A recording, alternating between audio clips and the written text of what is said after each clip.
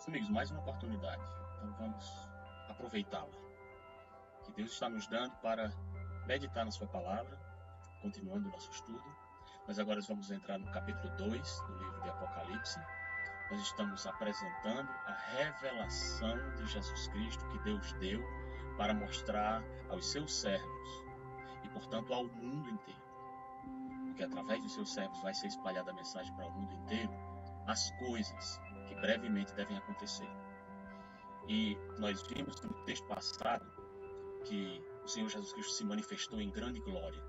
Ele mostrou quem Ele é e como Ele está agora, e que Ele está por vir, e vem para implantar o seu reino. Mas antes disso, Ele está no meio das igrejas. Ele está no meio de todas as igrejas, de todas as épocas, como prometeu. E eis que estou convosco até a consumação dos séculos. E Ele agora apresenta, ele depois de ter ordenado a João, os seus servos, olha, escreve cartas às 7 igrejas. A primeira delas é a igreja de Éfeso. Então, hoje nós vamos tratar da carta que João escreveu e endereçou à igreja de Éfeso, uma igreja situada na Ásia Menor. Aliás, todas as 7 igrejas do Apocalipse estão situadas ali na Ásia Menor, naquela região que nós conhecemos como Turquia.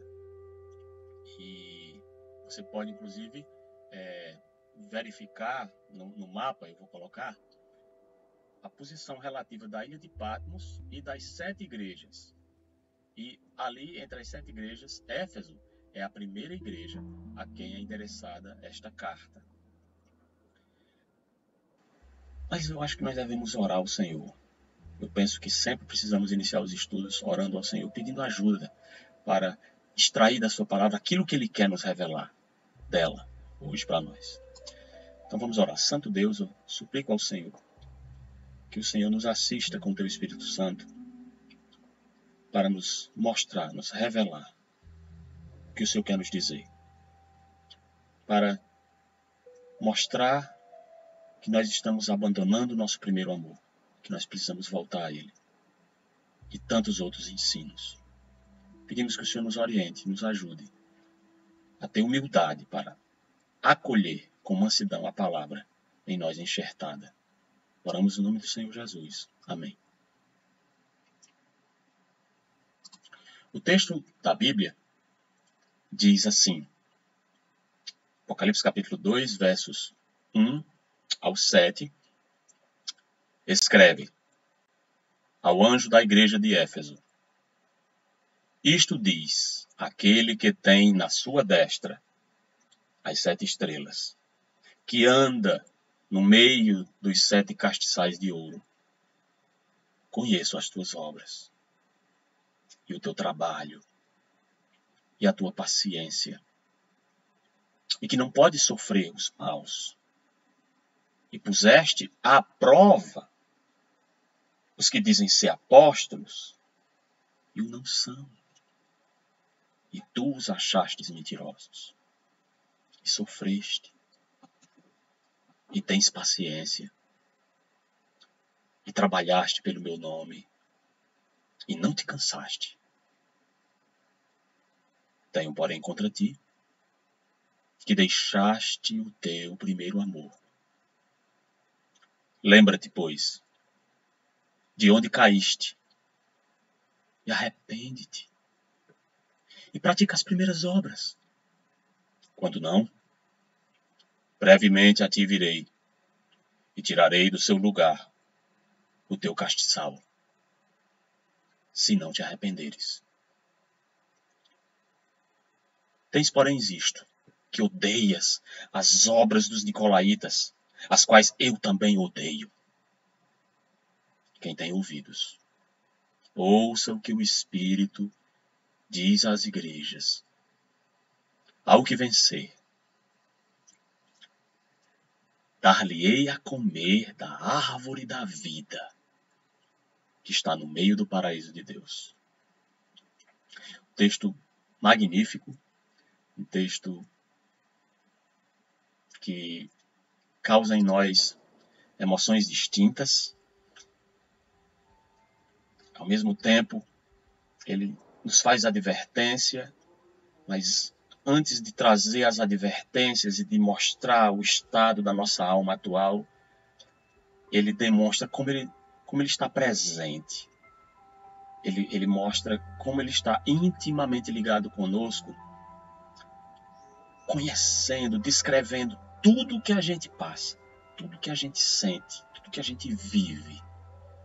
Aqui é o Senhor Jesus Cristo, falando às igrejas, ordenando ao seu servo João que escreva carta a cada uma delas, como nós vimos nos textos anteriores, a do estudo até agora, no capítulo 1. E aqui ele diz, escreve. Isso que está diante de mim e diante de você hoje é a carta que João originalmente escreveu na língua grega. Ele estava exilado na ilha de Patmos, por ordem do imperador romano. E ele estava ali, e ali lhe foi dada a revelação de tudo o que haveria de acontecer.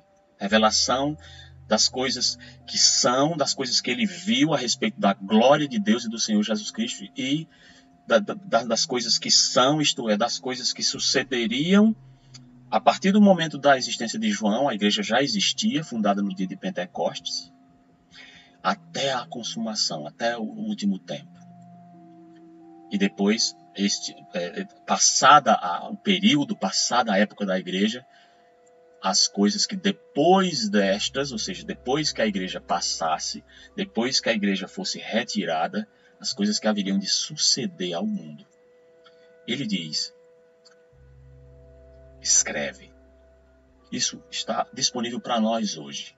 Há mais de 1000 manuscritos, meus amigos, mais de 1000 manuscritos, batendo entre si 99,91%.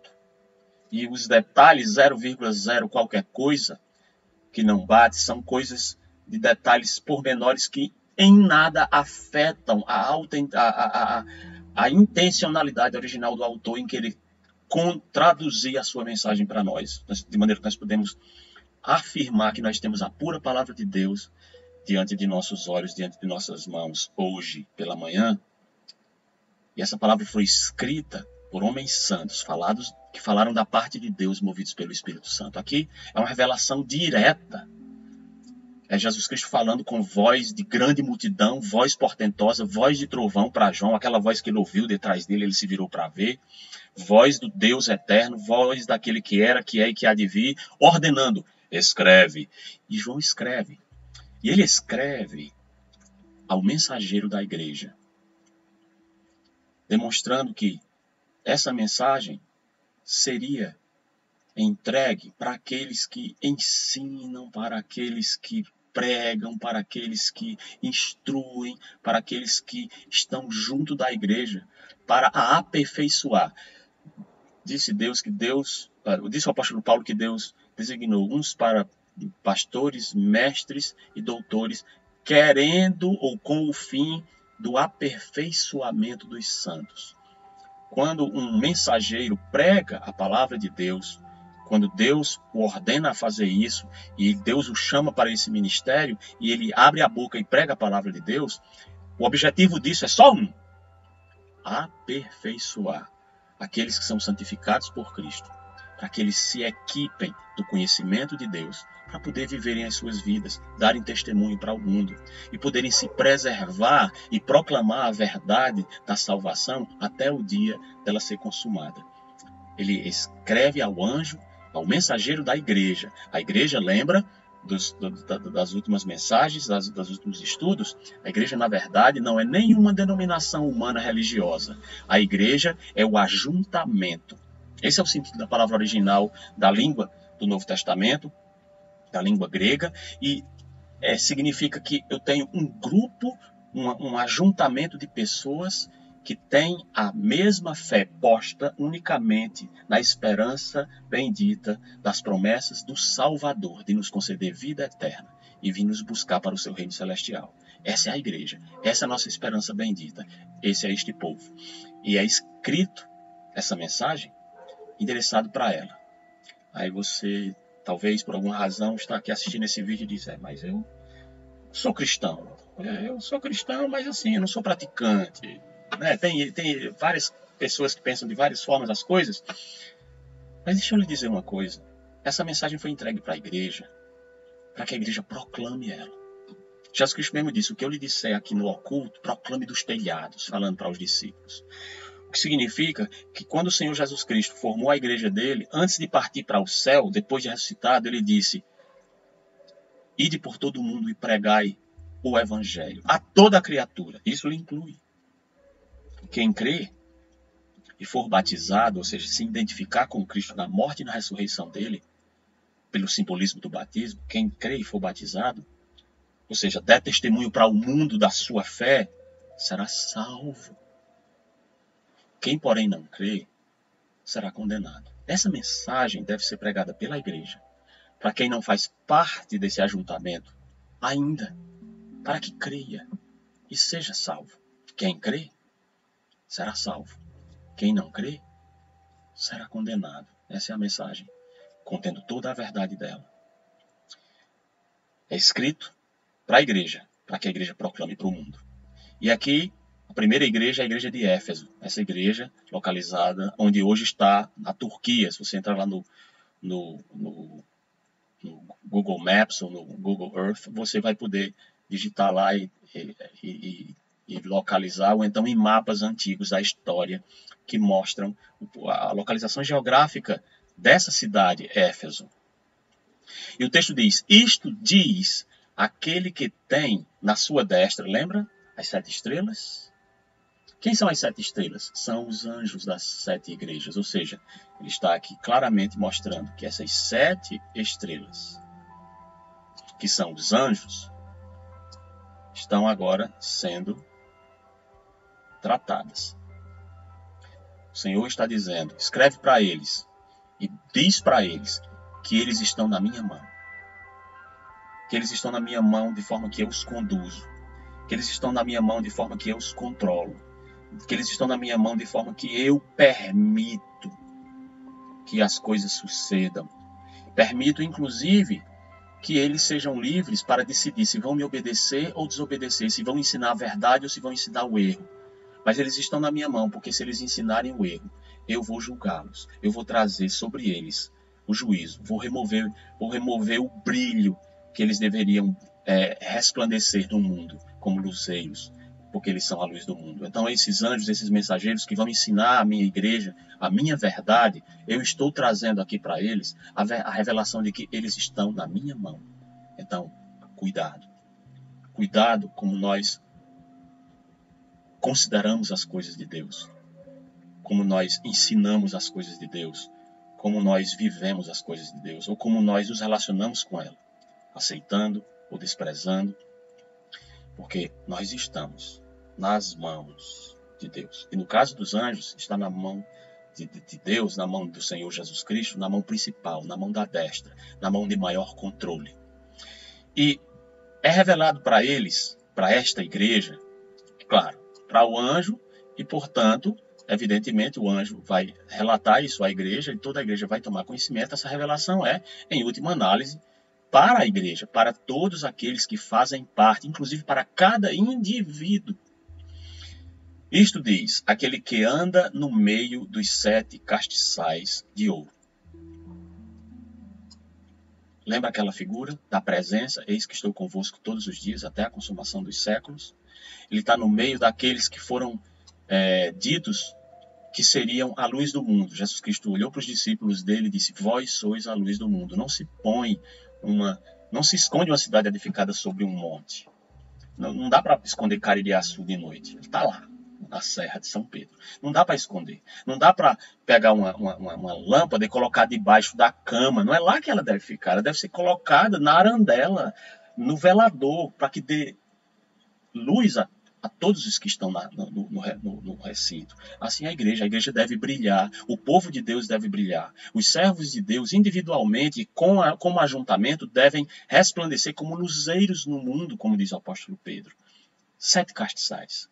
E Jesus Cristo anda no meio desses 7 castiçais de ouro e ele quer que a igreja saiba disso, que a igreja de Éfeso que a igreja hoje, que a igreja, cada um que faz parte desse ajuntamento, dos fiéis, dos que creem, saiba que ele está ali, perto, e ele demonstra, ele prova claramente que ele está andando no meio. Observe o que ele diz aqui. Conheço. Aquele que sonda, que tem olhos de chama de fogo, aquele que tem os cabelos brancos, o conhecimento onisciente de todas as coisas, a experiência que transcende o tempo e o espaço, ele diz, eu conheço. Ou seja, não há nada que você não seja, que você não tenha feito, não tem nada que você não tenha sido alvo de, não tem nada que você não tenha sofrido, não tem nada que você não tenha realizado de bom, não tem nenhum esforço que você tenha empreendido que eu não conheça, e conheça nos mínimos detalhes. O texto diz aqui, conheço as tuas obras. Originalmente, teu labor, é literalmente aquele sentido de um esforço sofrido que é feito, né, do trabalhador no sol escaldante, trabalhando ali na roça para depois ter os frutos quando vem as chuvas, tanto a temporã como a serôdia, ele volta com alegria e esquece até do labor e do sofrimento e do suor e da fadiga do sol, porque ele vê o fruto do seu trabalho. Conheço esse teu esforço suado, a tua obra para mim. A obra da igreja servindo o Senhor Jesus Cristo é conhecida de todo dele, todo o esforço, todo o sofrimento. Conheço o teu trabalho, isto é, a tua labuta no sentido da celeridade de executar continuamente as tarefas que devem ser feitas, todas elas. O que você faz, o que você executa no dia a dia, de segunda a sexta, e sábado e domingo, todos os dias, você trabalha para mim, você executa as tarefas que eu ordenei. Eu conheço isso, eu vejo isso, não me escapa aos meus olhos de chama de fogo. Eu conheço a tua paciência. Eu conheço a tua paciência. Quer dizer, um povo que mantém a esperança, uma igreja que é paciente em suportar a fadiga de servir num mundo contrário a Deus. A paciência de aguardar a manifestação das promessas daquele que prometeu voltar para estabelecer o seu reino, que vem nas nuvens para estabelecer o seu reino. Enquanto isso não acontece, Jesus está dizendo, olha, eu estou vendo, eu conheço. E esse conheço aqui, inclusive, eu não me referi, mas lembrei-me de dizer, que é uma palavra que inclusive é usada nas Escrituras para denotar o relacionamento mais profundo e íntimo possível existente entre o marido e a mulher. Quando diz, e conheceu Adão a Eva, e esta concebeu e deu à luz ao seu filho, está falando do relacionamento conjugal mais íntimo e profundo entre eles dois, para que daquele relacionamento nascesse o filho, por exemplo. Então, conhecimento é de um nível íntimo, de um nível profundo. Ele conhece profundamente a paciência que nós estamos tendo como Igreja de Deus em aguardar perseverantemente a instauração do seu reino. Ele diz, e eu conheço, aí ele sai fazendo adições, ó, e ele não conhece não é só uma coisa não, nem duas não. Várias coisas. Todas as coisas. Ele conhece em detalhes tudo a nosso respeito. Tudo a respeito da igreja. De maneira que nós não obramos, não servimos, não trabalhamos, não perseveramos, não temos paciência. Não precisa ser diante dos homens, não precisa ser para ninguém ver. Tudo que você faz que homem nenhum vê, ele conhece da forma mais íntima. Tudo que a respeito do nosso relacionamento com ele, individualmente e como ajuntamento. Mas eu conheço a tua paciência e que não pode sofrer os maus. Uma característica da igreja. A igreja é um povo que ela, verificando a maldade das pessoas que praticam a maldade, elas não toleram o mal. Elas, olha, isso não é bom, isso é mal. Então, eu não vou sofrer isso, eu não vou suportar isso no sentido de conviver com isso. Não deve. Lamentavelmente, nós estamos vivendo em um período da igreja que não é o período que a igreja de Éfeso viveu, mas nós estamos vivendo hoje em uma igreja, que nós vamos ver, se Deus permitir, na frente, uma época em que as pessoas estão tolerando o mal, tolerando pessoas que influenciam a igreja para o mal. Mas aqui, essa igreja era uma igreja pura, a igreja do primeiro século. Podemos representar a igreja de Éfeso como sendo a igreja do primeiro século, aquela igreja apostólica que estava nascendo e crescendo e na graça de Deus e caindo nas graças de Deus e dos homens e se expandindo e pessoas se convertendo e aceitando a mensagem da fé em Jesus Cristo, o Messias. E a igreja estava crescendo e à medida que ela crescia, ela trabalhava, ela labutava, ela obrava para Deus, ela tinha paciência e perseverança em meio também a perseguições que logo surgiram, mas que ela mantinha-se fiel aos princípios do bem, da verdade que havia recebido do Senhor, e não suportava o mal. E puseste, adicionalmente, olha, aí vai, puseste a prova os que dizem ser apóstolos, eles eram cuidadosos em avaliar primeiro alguém que chegava se arvorando como líder, e dizia, peraí, deixa eu ver aqui. Aí começa a demonstrar claramente. Então, ele conhece o cuidado de uma igreja zelosa quanto ao ensino. Apóstolo é uma palavra que significa um representante. E haviam os representantes que tinham que ter credenciais específicas do seu apostolado. Entre elas, teriam ouvido do próprio Senhor o ensinamento para poder representarem o Senhor Jesus Cristo no sentido de comunicar todos os ensinamentos e de liderar a igreja naquele período, especialmente no estabelecimento da igreja. E alguns chegavam se arvorando e se dizendo apóstolos, e eles diziam, não, você não é apóstolo. Como assim? Peraí, deixa eu testar aqui, me diga. Você andou conosco? Você esteve com o Senhor Jesus Cristo? Você conviveu com Ele? Você ouviu as palavras diretamente da boca dele? Ouvir as palavras diretamente da boca do Senhor Jesus Cristo era um selo autenticador da genuinidade do apostolado de alguém. E aí chegava alguns se arvorando com apóstolos e a igreja era cuidadosa em dizer, não, vamos colocar a prova primeiro aqui. Deixa eu ver se o que você está dizendo é verdade. Então, primeiro eles provavam aqueles indivíduos que se diziam, né, apóstolos, e aí provavam que eles não eram enganadores, assim como naquela época, assim hoje. Uma igreja deve ser cuidadosa, como a igreja de Éfeso foi, quanto a uns que se arvoram, chegando, se dizendo representantes de Jesus Cristo na terra, se dizendo apóstolos, se dizendo sucessor de apóstolos, se dizendo que tem autoridade sobre a igreja de Deus. E depois você testa e você verifica, baseado nas credenciais deixadas nos próprios registros dos ensinos do Senhor e dos seus verdadeiros apóstolos, que eles são mentirosos, que eles não são.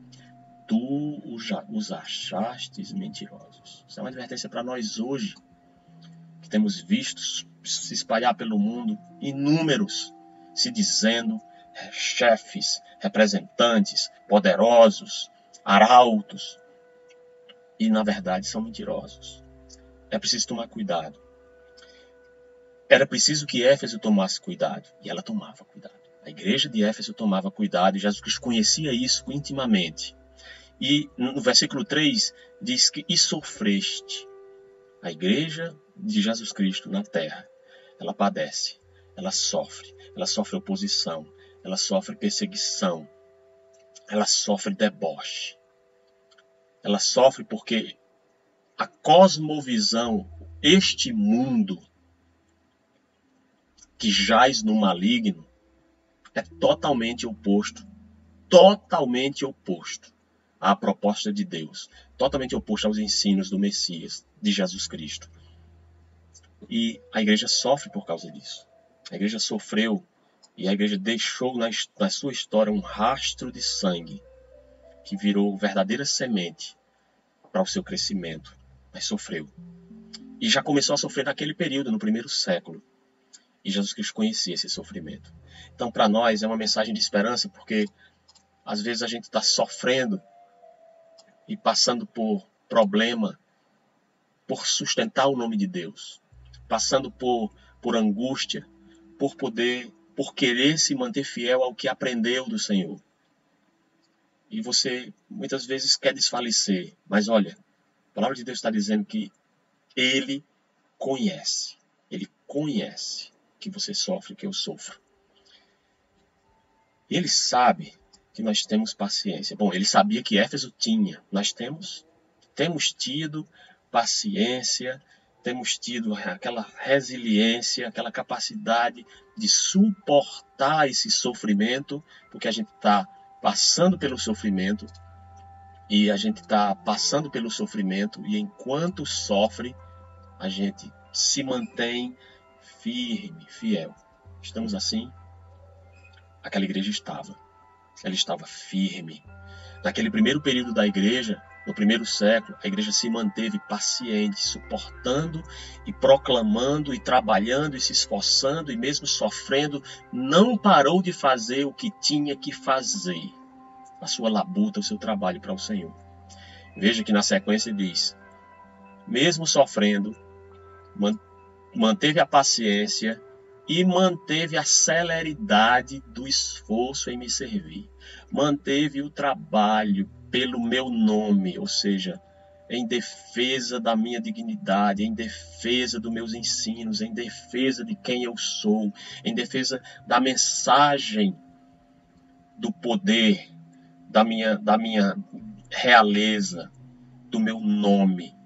Vocês defenderam o meu nome, vocês proclamaram o meu nome, vocês representaram, apóstolos, bem o meu nome.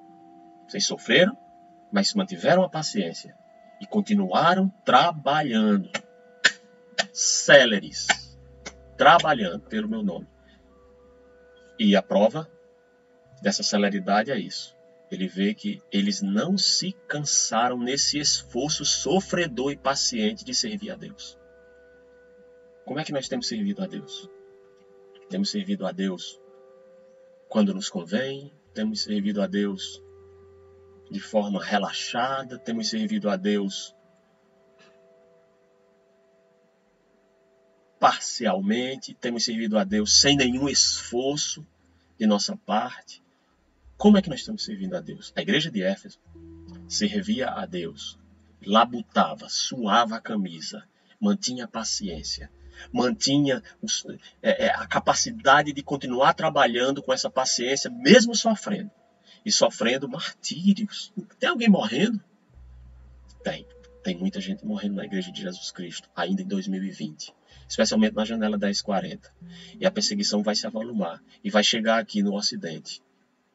Nós estamos vivendo épocas que nos convidam a refletir sobre a perda das nossas garantias individuais. Os nossos líderes estão passando por cima das leis constituídas. E estão nos condicionando a aceitar isso. Por medo, por temor. E vai chegar um dia em que alguém vai se manifestar e ele vai cuidar em modificar os tempos e a lei. Ele vai subjugar a igreja. Bom, provavelmente a igreja não estará mais aqui, mas os que ficarem aqui e que se converterem a Jesus Cristo serão perseguidos e terão que pagar com a própria vida. Terão que sofrer até o limite máximo, até a morte. Para estes, o Senhor vai dizer, ser fiel até a morte, e dar-te a coroa da vida. Mas aqui, apesar de tudo isso que o Senhor conhecia de bom da igreja de Éfeso, Ele também tem algo a dizer contra a igreja. Será que o Senhor tem algo a dizer contra ti? Contra mim? A gente precisa parar para pensar. Nós somos pecadores, nós somos falhos. O que é que o Senhor tem contra mim? O que é que o Senhor tem contra ti? Ele tinha contra a igreja de Éfeso. Ele tem, porém, aqui é uma reversão, né? Ele vinha só falando de aspectos positivos da igreja.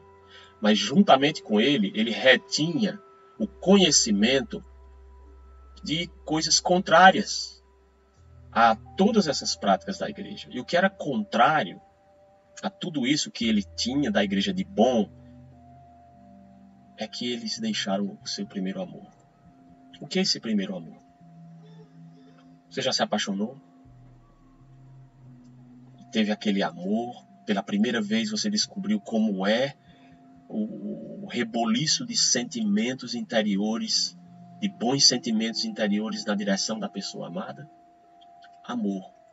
Você é capaz, até mesmo como eu ouvi na pregação do pastor Almir, quando ele disse, olha, você é capaz até de deixar de almoçar, porque é a única hora que você tem para pegar o telefone e ligar para sua amada, para o seu amado, ou então para escrever uma carta no tempo que se escrevia carta, né? Hoje é o WhatsApp. Você é capaz de deixar de almoçar para ficar no WhatsApp com a pessoa que você ama porque ela está à distância. Primeiro amor. Um amor singelo, um amor puro, um amor que está sendo descoberto pela primeira vez. Tão belo, tão magnífico, tão cheio tão florido, tão colorido, tão multicolorido. E que nos remete às melhores sensações interiores. Primeiro amor. Você lembra quando você se converteu? Você lembra da data? No dia quando você se converteu? Você lembra mais ou menos que horas eram no dia que você se converteu? Você lembra o que você sentiu no dia em que você passou a amar o Senhor Jesus Cristo? Que você passou a sentir a leveza que é remover o peso de todos os seus pecados, especialmente da culpa de todos eles. Não há nada mais contra você, nenhum escrito de dívida, não há nada que condene você mais diante de Deus, porque você experimentou o perdão, a misericórdia e o amor pela primeira vez do Senhor Jesus Cristo. Você lembra desse dia? Seria bom se você pudesse lembrar disso agora. Pois esse primeiro amor aqui, a igreja de Éfeso, uma igreja trabalhadora, obreira, paciente, perseverante, sofredora, havia abandonado, havia se esquecido de como era, havia perdido o brilho, o fulgor, as brasas daquela paixão. Amor não é só paixão, mas também envolve um sentimento também apaixonado de dedicação fervorosa. A igreja havia perdido isso. Será que a nossa igreja não está perdendo isso? Será que a igreja do Senhor Jesus Cristo, neste tempo presente, não está perdendo o primeiro amor? Olha, o Senhor Jesus Cristo diz claramente aqui que não é para perder o primeiro amor. Não é para perder o primeiro amor. É para voltar a praticar as primeiras obras. É o que ele diz, lembra-te. Seria bom parar para pensar e lembrar. Ei, eu não tenho mais aquele primeiro amor que está referido. Eu deixei ele em algum lugar aí para trás na minha vida. Mas o Senhor diz, olha, para e lembra. Onde foi que tu caiu? O que foi que fez tu abandonar o teu primeiro amor? E depois que você identificar, é algo que eu e você precisamos fazer. Arrepender-se, isso é, tomar uma decisão de voltar para lá. Voltar para o primeiro amor. É a placa de retorno ao primeiro amor. É você voltar. Arrependimento significa mudança de mente. De mente. Arrependimento é voltar, parar e dizer, eu preciso fazer o caminho de volta. E depois que mudar a direção, começar a andar na direção daquele caminho. É o que ele diz. Pratica as primeiras obras. As primeiras obras eram aquelas obras que demonstravam claramente que você estava profundamente enamorado comigo quando eu me relacionei com você pela primeira vez.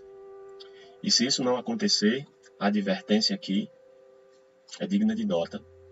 Quando não? Se você não parar para pensar, se você não se lembrar do que aconteceu, se você não decidir fazer uma avaliação e dizer, foi ali que eu perdi, foi ao fazer isso e aquilo, que eu comecei a me afastar. Então agora eu vou tomar uma decisão. E se eu não tomar essa decisão, se você não se arrepender e não voltar para aquele primeiro amor, você vai perder o seu lugar. Brevemente virei a ti. E a palavra brevemente é aquela mesma palavra quando ele diz, eis que cedo venho, eis que brevemente venho, para mostrar as coisas que brevemente devem acontecer. Ou seja, que repentinamente, quando começarem a acontecer, vão acontecer de forma tão repentina que não vai dar tempo você tomar providências contrárias. Brevemente a ti virei. O Senhor vem, ele usa a linguagem da figura como um ladrão. No Evangelho ele diz, eis virei como um ladrão. Ser, pois, vigilante. Vigia. Se o pai de família soubesse a que hora viria o ladrão, vigiaria a sua casa. Ele usa essa linguagem, ele usa essa figura para dizer como é que ele vem.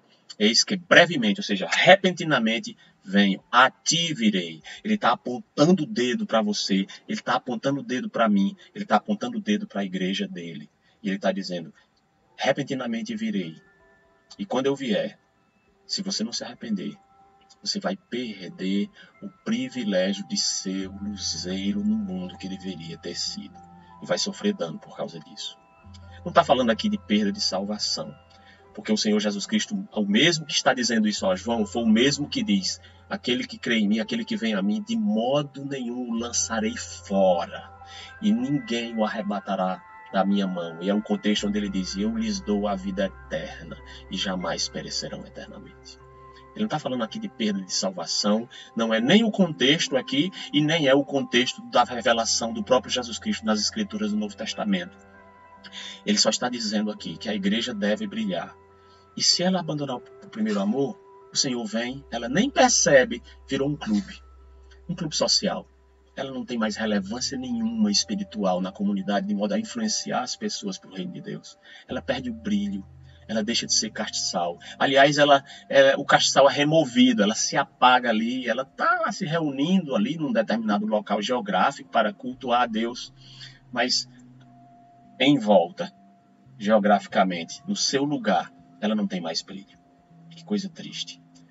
Nós pagaremos por isso, por sermos um povo que não brilha mais. A igreja de Éfeso estava assim. É assim que a nossa igreja está. É assim que individualmente nós estamos. Pense nisso. Mas ele lembrou, olha, mas eu tenho algo a teu favor. Tens, porém, isto, nesse contexto aí, apesar da falta do teu brilho, que você odeia a obra dos nicolaítas. Esses nicolaítas era um grupo que se insurgia na igreja, o líder chamava-se Nicolau.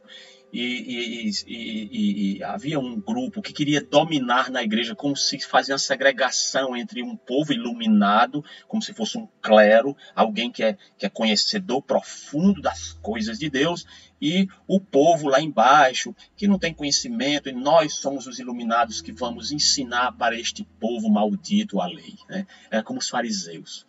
E esses nicolaítas queriam criar essa ordem clerical. A igreja de Éfeso identificou isso logo ali e já foi rechaçando, e já foi odiando. Perceba que a igreja é uma igreja que é chamada para amar, para demonstrar o amor de Deus ao mundo. Mas quando você ama o bem, você tem que odiar o mal. Quando você ama as boas obras, você tem que repudiar, odiar as más obras. E aí ele estava dizendo, ele não diz odeia os nicolaítas, as pessoas que praticavam aquele tipo de ensino errado. Odeia as obras deles. As obras deles são reprováveis. E o próprio Senhor Jesus Cristo, o próprio amor de Deus encarnado, porque Deus é amor em pessoa, eu também odeio. Então o Deus que é amor tem capacidade de ódio. Ódio a tudo aquilo que é maligno, tudo aquilo que é contrário à sua natureza pura e santa. E a advertência final, concluindo essa mensagem, quem tem ouvidos deve dar ouvidos. Eu tenho 2. Não sei quantos você tem, mas eu tenho 2. E não somente tenho 2 cócleas, 2, sabe? Eu tenho 2 e eu tenho, além dos 2, essa mensagem de esperança aqui, para que você dê ouvidos, é que ouça o que o Espírito está dizendo às igrejas, começando com Éfeso.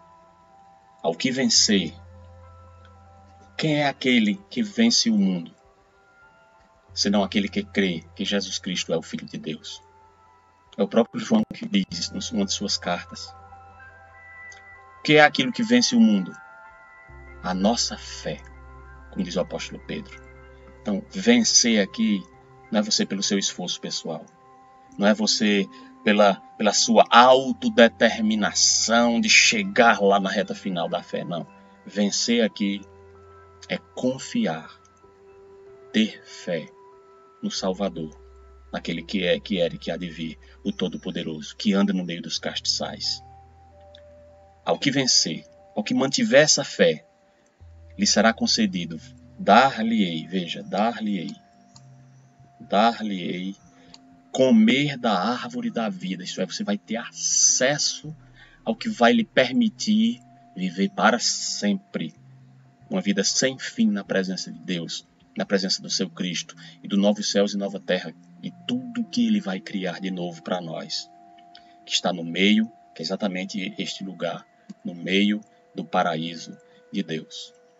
Então, considere estas palavras para que você seja advertido do que Deus quer lhe falar. Ele conhece você e tudo que você faz. Ele adverte que você está deixando aquele primeiro amor, para que você se volte de novo para aquele primeiro amor. E se você não se arrepender, ele lhe adverte que ele pode vir e remover a sua capacidade de influenciar o mundo para ele. E, portanto, você vai perder as bênçãos decorrentes disso. E ele dá a promessa que, se você perseverar nessa fé que vence o mundo, você vai viver para sempre. Que Deus, então, nos abençoe pela sua palavra. Não somente tenho esses 2 ouvidos aqui, mas tenho o processamento central dessas ondas auditivas captadas pelo ouvido. E quando eu processo lá na central do ouvido, que processa o que sai dos 2 ouvidos, eu posso tomar uma decisão e fazer uma escolha. Se fazer de surdo. Entendi as palavras em português bem claro, eu espero. Mas eu posso desprezar. Não dar ouvidos ao que está ouvindo. É possível que na igreja de Éfeso eles não dessem ouvidos. É possível que as igrejas a quem seriam endereçadas essas mensagens não dessem ouvidos. É possível que as igrejas de hoje não estejam dando ouvidos.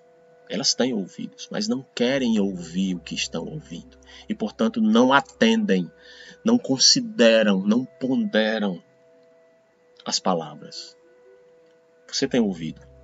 Você tem uma central de processamento dessas palavras para decidir se quer acolher ou rejeitar. Se você quer dar ouvidos a essas palavras e, portanto, considerar os conselhos e as advertências aqui e a esperança que é dada quando ele diz: eu te conheço bem, fique em paz.